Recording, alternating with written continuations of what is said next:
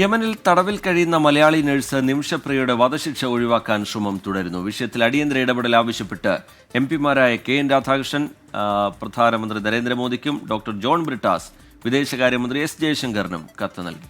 ഡൽഹിയിലെ കേരളത്തിന്റെ പ്രത്യേക പ്രതിനിധി കെ.വി. തോമസും പ്രധാനമന്ത്രിക്ക് കത്തയച്ചിട്ടുണ്ട്. വിവരങ്ങളുമായി ബൽറാം നെടുങ്ങാടിയാണ് ചേരുന്നത്. Balram, good morning. ഈ മാസം 16-ന് വധശിക്ഷ നടപ്പിലാക്കണമെന്നാണല്ലോ അധികൃതർക്ക് പബ്ലിക് പ്രോസിക്യൂട്ടർ നൽകിയിരിക്കുന്ന നിർദ്ദേശം. ഇത് ഒഴിവാക്കാനുള്ള അവസാന വട്ട ശ്രമങ്ങൾ അത് ഫലം കാണാൻ എത്രത്തോളം സാധ്യതയാണുള്ളത്?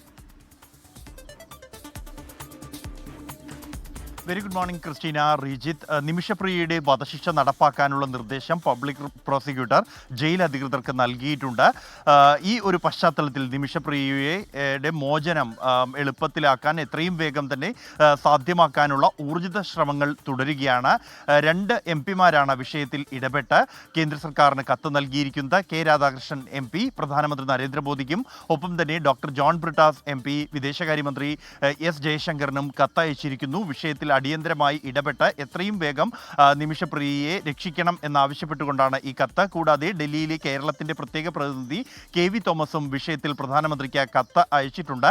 അതേസമയം നിമിഷപ്രിയയുടെ മോചനം സാധ്യമാക്കുന്നതിനായി ഇനി നിയമപരമായ സാധ്യതകൾ അവസാനിച്ച പശ്ചാത്തലത്തിൽ ഇനി ബാക്കിയുള്ള ഏക മാർഗം എന്നുള്ളത് ഈ കൊല്ലപ്പെട്ട യമനി പൗരൻ തലാൽ അബ്ദു മഹദിയുടെ കുടുംബാംഗങ്ങൾ മാപ്പ് നൽകുക എന്നുള്ളതാണ്. അവർക്ക് ഈ ദയാധനം നൽകുന്നതുമായി ബന്ധപ്പെട്ട് നേരത്തെ തന്നെ വാഗ്ദാനം നൽകിയിരുന്നു. ഇതിനായി ചർച്ചകൾക്ക് ഇപ്പോൾ നേതൃത്വം വഹിക്കുന്ന യമനിലുള്ള ഇന്ത്യൻ പൗരൻ അല്ലെങ്കിൽ മനുഷ്യാവകാശ പ്രവർത്തകൻ സാമുവൽ ജെറോം ചർച്ചകൾ പുനരാരംഭിച്ചു കഴിഞ്ഞിരിക്കുന്നു. നേരത്തെ തന്നെ ഒരു ദയാധന പാക്കേജ് ഈ കുടുംബത്തിന് മുന്നിൽ വെച്ചിട്ടുണ്ട്. അതിൽ ഭൂരിഭാഗം പേർക്കും ഇതിന് അനുകൂല നിലപാടുണ്ടെങ്കിൽ പോലും ഇതുവരെയും മറുപടി നൽകിയിട്ടില്ല. അവരെ അനുനയിപ്പിക്കാനുള്ള ശ്രമങ്ങളാണ് ഇപ്പോഴും തുടർന്നുകൊണ്ടിരിക്കുന്നത്.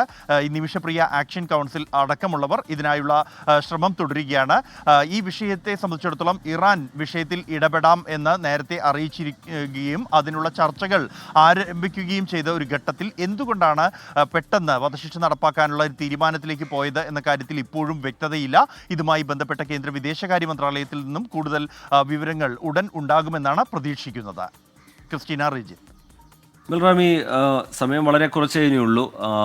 ദയാധനം സ്വീകരിക്കാം എന്നൊരു നിലപാട് ഇതുവരെ കുടുംബം സ്വീകരിച്ചിട്ടില്ല എന്നുള്ളതാണ് ഇതിനകത്ത് ഏറ്റവും പ്രധാനപ്പെട്ട ഒരു പ്രതിസന്ധിയായി നിലനിൽക്കുന്നത്. അതിനുവേണ്ടിയാണ് ചർച്ചകൾ തുടരുന്നതും. അവരങ്ങനെ ഒരു അനുകൂലമായ സമീപനം സ്വീകരിക്കും എന്ന പ്രതീക്ഷ ആക്ഷൻ കൗൺസിലൊക്കെ വെച്ച് പുലർത്തുന്നുണ്ടോ? കാരണം നേരത്തെ തന്നെ ഇതുമായി ബന്ധപ്പെട്ടുള്ള ആലോചനകളൊക്കെ നടന്നതാണ്. പക്ഷേ അപ്പോഴൊന്നും അവരുടെ ഭാഗത്തുനിന്ന് അനുകൂലമായി പ്രതികരിക്കുകയോ അത്തരത്തിലുള്ള ഒരു സമീപനവും ഉണ്ടായിരുന്നില്ല. ഇനി ഈ അവസാന ഘട്ടത്തിൽ അതിലെത്രത്തോളം പ്രതീക്ഷ വെക്കണം ബൽറാം? റിജിത്ത്, ഇനി 6 ദിവസം മാത്രമാണ് നിലവിലുള്ള ഈ പ്രോസിക്യൂട്ടർ ജയിൽ അധികൃതർക്ക് നൽകിയ നിർദ്ദേശമനുസരിച്ച് നിമിഷപ്രിയയ്ക്ക് യുടെ ജീവൻ രക്ഷിക്കാൻ ബാക്കിയുള്ളത് അല്ലെങ്കിൽ അവശേഷിക്കുന്നത്. ഈ ഒരു സമയത്തിനുള്ളിൽ തന്നെ ഇക്കാര്യങ്ങൾ നിർവഹിക്കാനുള്ള ശ്രമമാണ് നിമിഷപ്രിയ ആക്ഷൻ കൗൺസിലിൻ്റെ ഭാഗത്തു നിന്നും ഒപ്പം തന്നെ മറ്റ് മനുഷ്യസ്നേഹികളുടെ ഭാഗത്തു നിന്നും ഉണ്ടാകുന്നത്. ഇതിനു വേണ്ടി തന്നെയാണ് സാമുവൽ ജെറോമിൻ്റെ നേതൃത്വത്തിൽ ചർച്ചകൾ നടത്തുന്നതും. ഈ കൊല്ലപ്പെട്ട തലാലിൻ്റെ കുടുംബാംഗങ്ങളുമായി നേരത്തെ തന്നെ ആശയവിനിമയം നടത്തിയിരുന്നു. അതിൽ ഒരു പാക്കേജാണ് മുന്നോട്ട് വെച്ചിരിക്കുന്നത്. ദയാധനത്തിൻ്റെ ഒരു പാക്കേജ്. അതിൽ പണം ഉൾപ്പെട്ടിട്ടുണ്ട്, ചികിത്സാ സഹായം അടക്കമുള്ളവ ഉൾപ്പെട്ട ഒരു പാക്കേജാണ്. ഇതിൽ ഈ കുടുംബത്തിലെ ഭൂരിഭാഗം പേർക്കും അതിന് അനുകൂലമായ ഒരു നിലപാട് ഉണ്ട്. എങ്കിൽ പോലും മറ്റ് ചിലരുടെ കൂടി നിലപാട് ഇക്കാര്യത്തിൽ അറിയേണ്ടതുണ്ട്. ഇവരെന്തായാലും ദയാധനം സ്വീകരിച്ച് മാപ്പ് നൽകാൻ തയ്യാറാണ് എന്ന കാര്യം ഇതുവരെയും ആശയവിനിമയം നടത്തിയിട്ടില്ല. എന്നാൽ ഈ വിഷയത്തിൽ ഔദ്യോഗികമായ ചർച്ചകൾക്ക് അപ്പുറത്തേക്കായി നയതന്ത്ര തലത്തിലും അനൗദ്യോഗികമായും ചില ചർച്ചകളും നടന്നു വരുന്നുണ്ട്. അതിൻ്റെ ഭാഗമായി തന്നെയാണ് ഇടപെടാമെന്ന് ഇറാൻ നേരത്തെ അറിയിക്കുകയും അതിനാവശ്യമായ പ്രാഥമിക ചർച്ചകൾ ആരംഭിക്കുകയും ചെയ്തത്. ഈ തുടർ ചർച്ചകൾ വേഗത്തിലാക്കുക, ഈ അവശേഷിക്കുന്ന സമയത്തിനുള്ളിൽ തന്നെ നിമിഷപ്രിയയെ രക്ഷിക്കുക എന്ന കാര്യങ്ങൾ ലക്ഷ്യം വെച്ചുള്ള ശ്രമങ്ങളാണ് ഊർജിതമായി പുരോഗമിക്കുന്നത്. ഈ വിവരം അറിയുന്ന ഘട്ടത്തിൽ സാമുവൽ ജെറോം നാട്ടിലായിരുന്നു.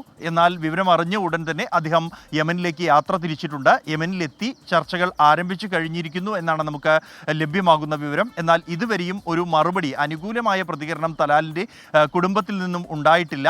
അത് ഉടൻ തന്നെ ഉണ്ടാകുമെന്ന പ്രതീക്ഷയാണ് വെച്ചു പുലർത്തുന്നത്. ഒപ്പം തന്നെയാണ് വിഷയത്തിൽ കേന്ദ്ര സർക്കാരിൻ്റെ കൂടി ഇടപെടൽ, ഔദ്യോഗികമായ നയതന്ത്ര ഇടപെടൽ. അത് യമനുമായി നേരിട്ട് നയതന്ത്ര ബന്ധം ഇന്ത്യക്ക് നിലവിലില്ലാത്ത സാഹചര്യമുണ്ടെങ്കിൽ പോലും മറ്റ് മാർഗങ്ങളിലൂടെ അത് സാധ്യമാക്കാനുള്ള ശ്രമങ്ങൾ തന്നെയാണ് ഇപ്പോഴും പുരോഗമിച്ചുകൊണ്ടിരിക്കുന്നത്. ശരി, ബൽറാം നെടുങ്ങാടി വിശദാംശങ്ങൾ നൽകുകയായിരുന്നു. നയതന്ത്ര ഇടപെടലിലാണ് ഇനി കൂടുതലായി എന്തെങ്കിലും കാര്യങ്ങൾ ചെയ്യാൻ കഴിയുക എന്നുള്ളത് കൊണ്ട് തന്നെ കേന്ദ്ര സർക്കാരിൻ്റെ ഇടപെടൽ ഈ വിഷയത്തിൽ വേണം എന്നുള്ള ആവശ്യം അതിശക്തമായി ഉയരുന്നുണ്ട്.